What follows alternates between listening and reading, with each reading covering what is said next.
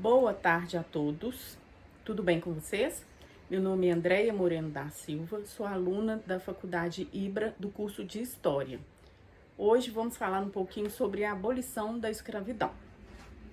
O processo que conduziu à extinção legal da escravidão no Brasil foi longo e contou com ampla participação popular, incluindo-se aí a ação dos próprios escravizados, além de ativistas e intelectuais, negros e brancos, chamados na época de abolicionistas. O abolicionismo foi um movimento social que lutou pelo fim da escravidão. Era liderado por pessoas de diferentes etnias e condições sociais e que se estendeu por quase todo o século XIX.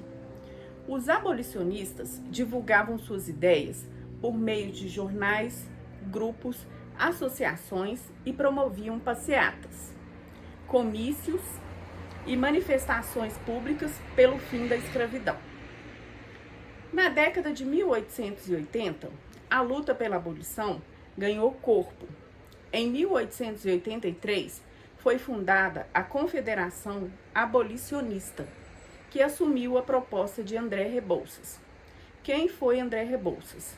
Filho de um dos mais brilhantes juristas do Império, cuja proposta era abolição sem indenização e doação de terra para os ex-escravos. Em São Paulo, um advogado chamado Antônio Bento fundou uma organização secreta chamada Caifazes, que promovia e apoiava a fuga dos escravos. Essa organização protegeu os milhares de escravos que fugiam de fazendas paulistas em direção aos morros da cidade de Santos, onde formaram o quilombo de Jabaquara. Esse quilombo, surgido nos últimos anos do período imperial, chegou a reunir cerca de 10 mil quilombolas, entre homens, mulheres e crianças. Pressionado pela resistência escrava e pelo abolicionismo, o governo de Dom Pedro II aprovou as chamadas leis abolicionistas, que são elas: a Lei do Ventre Livre e a Lei dos Sexagenários. A Lei do Ventre Livre, número 2040, de 28 de setembro de 1871, foi assinada pela princesa Isabel e promulgada em 28 de setembro de 1871 mesmo, considerando livre todos os filhos de mulheres escravas nascidos a partir de então. O artigo 1º dessa lei fala exatamente isso. Os filhos de escravo nascidos no Império desde que a lei foi assinada serão de condição livre. Parágrafo 1º.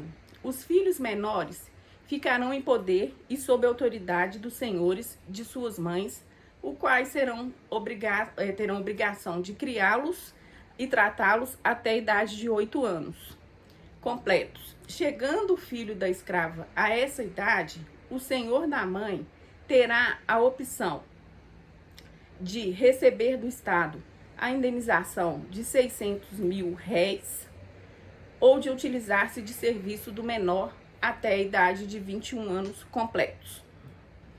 Foram poucos os benefícios pela Lei do Ventre Livre. Muitos proprietários preferiram continuar se utilizando do trabalho das crianças, a receber o dinheiro para libertá-las. Na década de 1880, ajudado pela resistência escrava, o abolicionismo ganhou força e se espalhou rapidamente pelo país, provocando reações inesperadas nas províncias. Em 1884, o Ceará e o Amazonas anteciparam-se ao governo imperial e extinguiram a escravidão. O mesmo fizeram algumas cidades, como o Rio Grande do Sul. O governo de Dom Pedro II reagiu à onda abolicionista, promulgando uma nova lei, a Lei dos Sexagenários, de 28 de setembro de 1885. Declarava livre os escravos com mais de 60 anos, mas exigia que eles continuassem trabalhando gratuitamente por mais 3 anos a título de indenização. Além disso, estipulava uma multa de 500 a 1.000 réis para os que protegessem ou aconselhassem escravos fugidos. Ao contrário do que desejavam seus promotores, a lei dos sexagenários provocou a radicalização da luta contra a escravidão. Os escravos começaram a fugir em massa das propriedades dos seus donos. Os maquinistas colaboravam retardando a marcha do trem, para que os escravizados pudessem saltar e, escondido entre as sacas de café, chegassem até a cidade. As gráficas negavam-se a imprimir textos defendendo a escravidão. Os militares lançaram um manifesto em 1887, afirmando que não mais fariam o papel de capitão do mato, isso é, não mais perseguiriam os escravos em fuga. Sob forte pressão popular, o governo imperial, exercido na época pela princesa Isabel, assinou a Lei Áurea, que declarava extinta a escravidão no Brasil, sem direito de indenização aos senhores e sem nenhuma reparação aos escravizados, que, segundo uma estimativa realizada um ano antes, somavam pouco menos de 5% da população brasileira. A Lei Áurea contribuiu para o desgaste da monarquia. Muitos fazendeiros escravistas, inconformados de não ter sido indenizados pela libertação de seus escravos, aderiram à República. Por isso foram chamados de republicanos de última hora. Nas áreas rurais, parte dos libertos permaneceu nas fazendas e negociou com seus antigos donos salários, parcerias e o direito de ter a sua própria roça. Outra parte mudou-se para a cidade, em busca de moradia e emprego. Em cidades como São Paulo, porém, os empregos estáveis foram ocupados sobretudo por imigrantes europeus, que eram preferidos pelos empresários na época, cuja visão do mundo era fortemente marcada pelo escravismo. Restava à mulher negra garantir a sobrevivência da família, cozinhando, lavando e passando para particulares.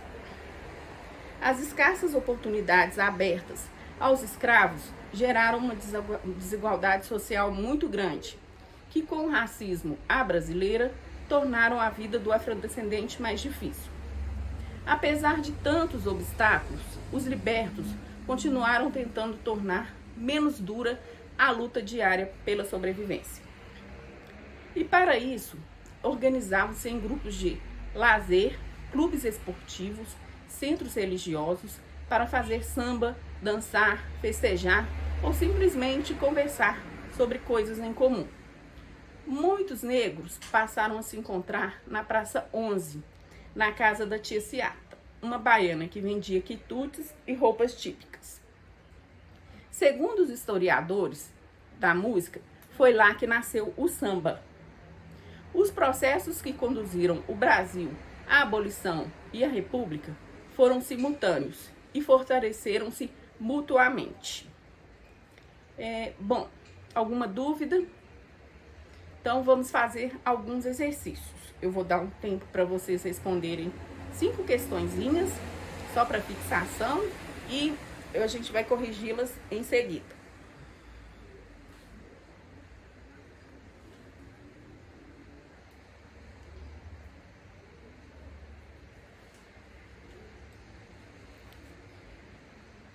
Ok? Todo mundo respondeu? Então, vamos corrigir. Questão 1. Movimento social importante que levou à extinção legal da escravidão. Opção 1. Resistência negra. Opção 2. Rebelião escrava. Opção 3. Abolicionismo. Opção 4. Quilombos. A opção correta é a número 3, abolicionismo, né?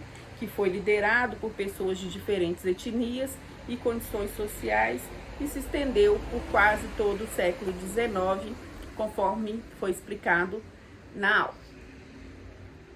Questão 2. Lei que extinguiu o tráfico negreiro no nosso país em 1850.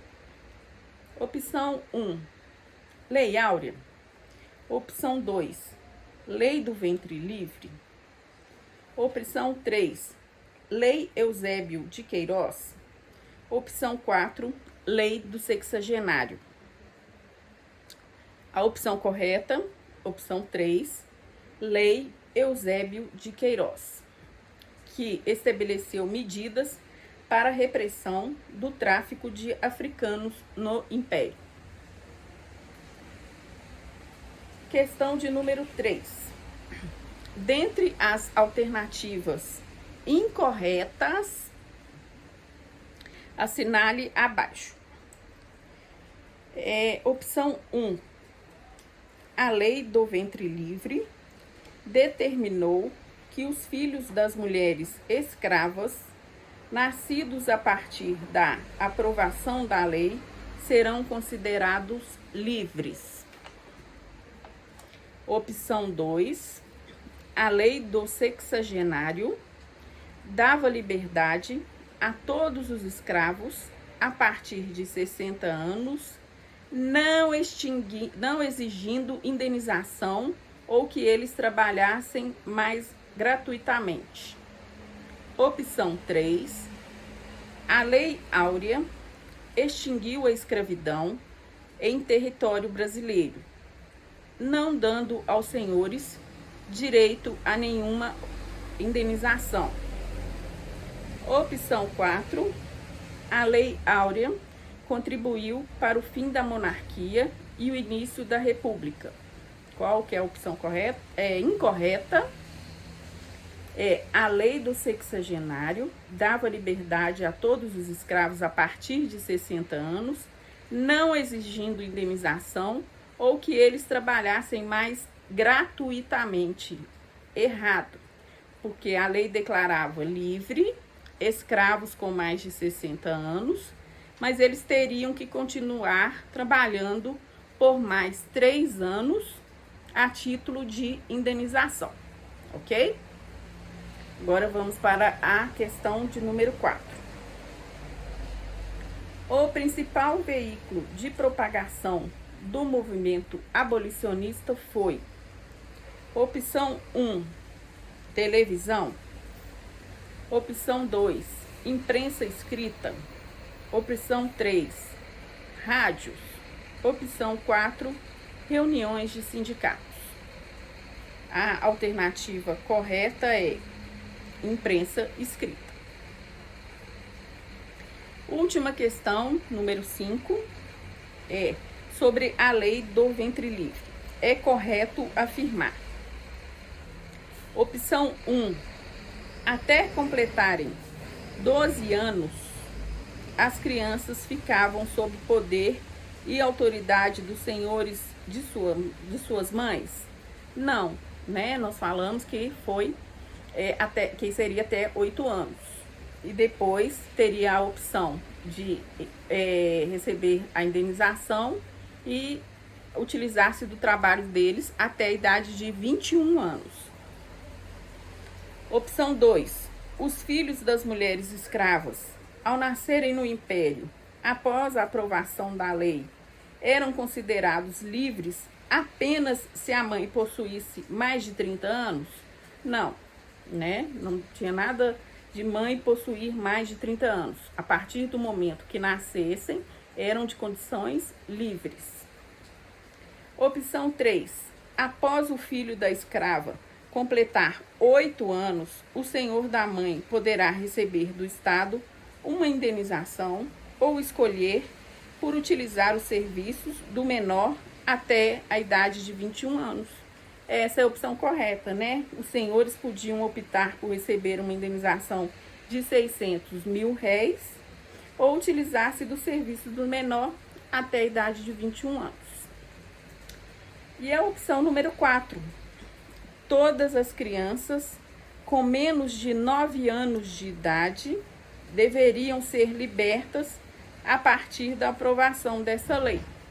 Conforme explicou a questão anterior, após o filho da escrava completar a idade de 8 anos, né? Não de 9 anos. Gente, ficou alguma dúvida? Alguém gostaria de falar alguma coisa? Não? Então, muito obrigada e até a próxima.